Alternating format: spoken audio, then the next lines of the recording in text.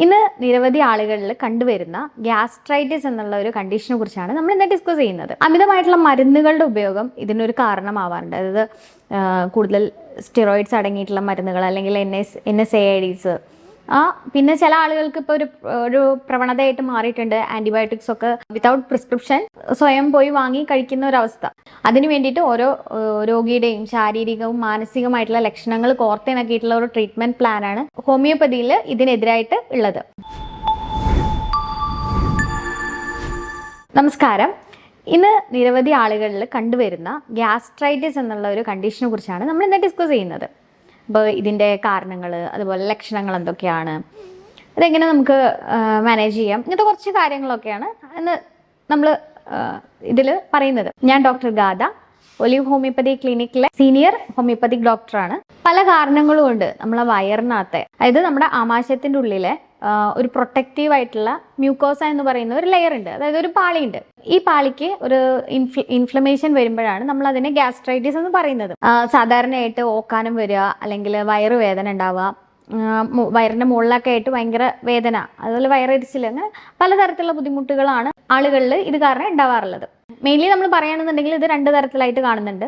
അതായത് acute gastritis, chronic gastritis. Acute gastritis പേര് സൂചിപ്പിക്കുന്ന പോലെ തന്നെ വളരെ പെട്ടെന്ന് ഉണ്ടാവുന്ന ഒന്നാണ്. ക്രോണിക് ഗ്യാസ്ട്രൈറ്റിസ് എന്ന് പറയുന്നത് ദീർഘകാലമായിട്ട് നിലനിൽക്കുന്ന ഒന്നാണ്. പിന്നെ അക്യൂട്ട് ഗ്യാസ്ട്രൈറ്റിസ് ക്രോണിക് ഗ്യാസ്ട്രൈറ്റിസ് ആയിട്ട് മാറി വരാറുണ്ട്. ഇനി ഇതിൻ്റെ കാരണങ്ങൾ എന്തൊക്കെയാണെന്ന് നോക്കാം. ഇതുണ്ടാവാനുള്ള കുറച്ച് കാരണങ്ങൾ. അമിതമായിട്ടുള്ള മരുന്നുകളുടെ ഉപയോഗം ഇതിനൊരു കാരണമാവാറുണ്ട്. അതായത് കൂടുതൽ സ്റ്റിറോയിഡ്സ് അടങ്ങിയിട്ടുള്ള മരുന്നുകൾ അല്ലെങ്കിൽ NSAIDs.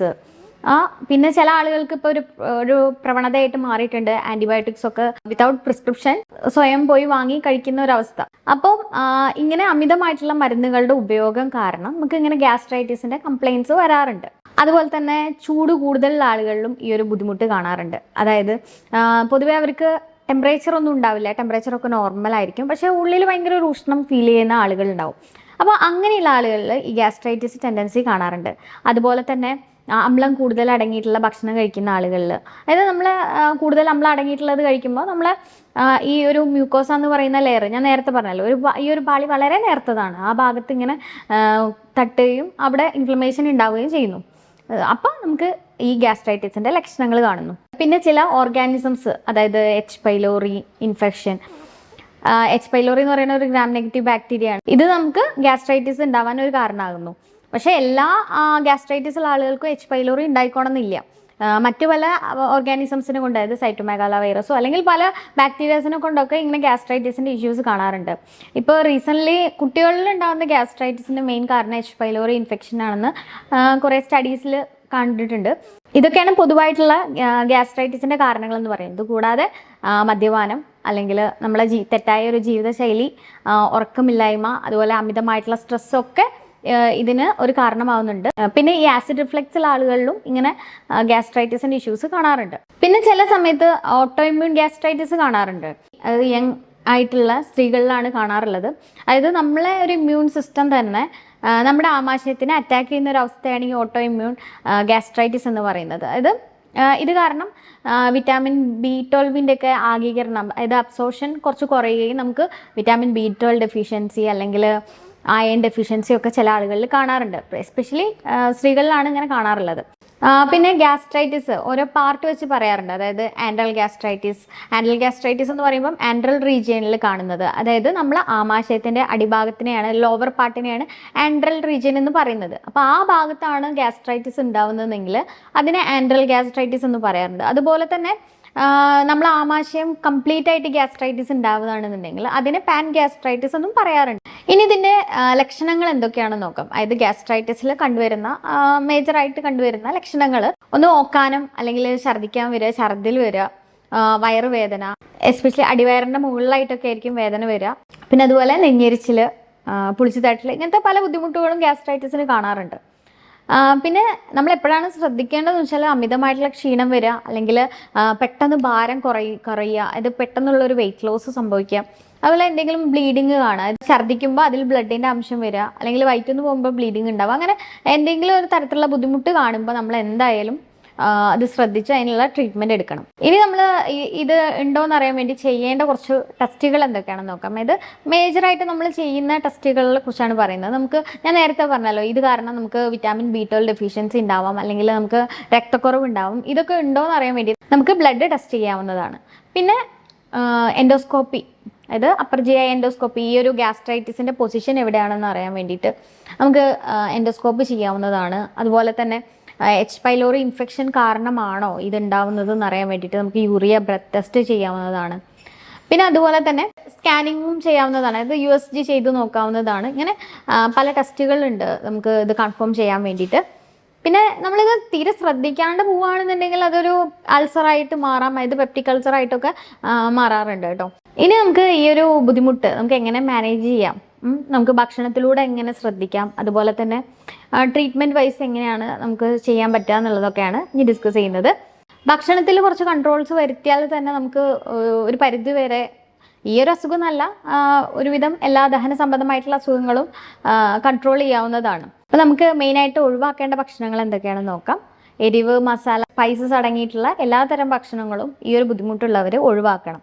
അതുപോലെ തന്നെ നമുക്ക് സോഡ കുടിക്കുന്ന ഒരു ശീലം, അല്ലെങ്കിൽ ഗ്യാസ് മാറാൻ സോഡ കുടിക്കുന്നത് നല്ലതാണ് എന്നുള്ളൊരു കൺസെപ്റ്റ് നമുക്ക് ഇടയിലുണ്ട്. പക്ഷേ അത് നല്ലതല്ല. അപ്പോൾ ഈ ഒരു ബുദ്ധിമുട്ടുള്ള ആളുകൾ സോഫ്റ്റ് ഡ്രിങ്ക്സും അല്ലെങ്കിൽ അമിതമായിട്ട് ടീ, കോഫി കുടിക്കുന്ന ആളുകളാണെന്നുണ്ടെങ്കിൽ അതൊക്കെ ഒന്ന് കൺട്രോൾ ചെയ്യുന്നത് വളരെ അധികം നല്ലതായിരിക്കും. പിന്നെ മധുരത്തിന്റെ അളവ് കുറയ്ക്കുന്നത് നല്ലതാണ്. പിന്നെ തക്കാളിയുടെ ഉപയോഗം കുറയ്ക്കുന്നത്, എസ്പെഷ്യലി ക്രോണിക് ഗ്യാസ്ട്രൈറ്റിസ് ഉള്ള ആളുകൾക്ക് തക്കാളി കഴിക്കാതിരിക്കുന്നത് തന്നെയാണ് നല്ലത്.